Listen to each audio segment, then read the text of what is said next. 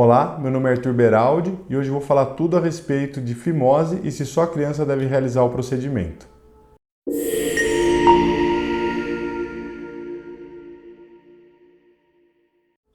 Bom, primeiro de tudo, o que é a fimose? Fimose é a incapacidade do paciente expor completamente a glande, que é a cabeça do pênis. Então ele não consegue puxar a pele completamente e deixar a cabeça completamente livre.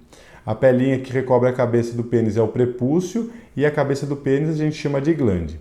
E existem diversos graus de fimose, desde aquele paciente onde ele não consegue expor nada à glande, até aquele paciente que ele consegue expor praticamente toda a glande, mas tem dificuldade ali só na base da glande, ou mesmo aqueles pacientes que conseguem expor a glande com pênis flácido, mas com pênis em ereção ele já tem dificuldade.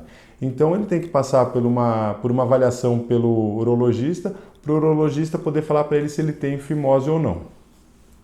E por que é importante o paciente conseguir expor completamente a glande? Por uma razão muito simples, para ele realizar a higiene da maneira mais adequada. Por quê? Se ele não consegue puxar completamente a pelinha e expor completamente a glande, ele vai começar a acumular resíduo de urina, esmegma, que é aquela massinha branca que vai formando ao longo do dia.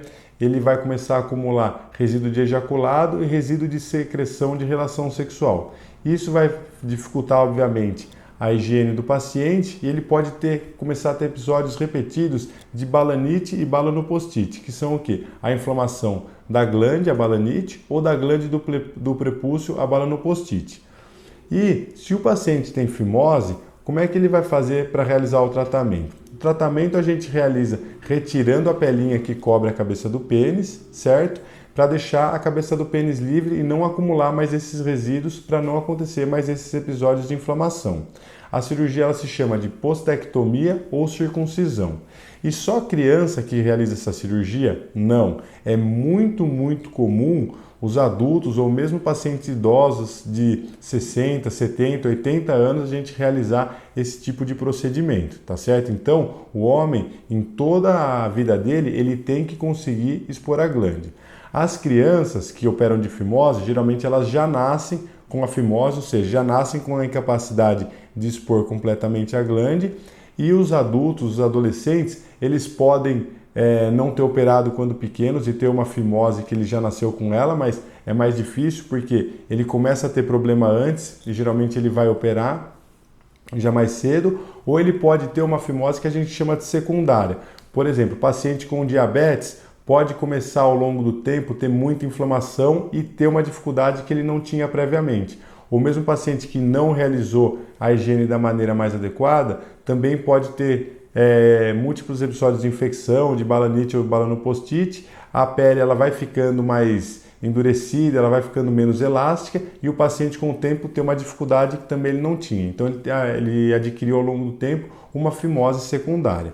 Então, mesmo se o paciente conseguiu expor a vida inteira e de uma hora para outra começou a parar de conseguir expor a glande, ele tem que passar por uma avaliação para o médico poder falar para ele se ele tem fimose ou não.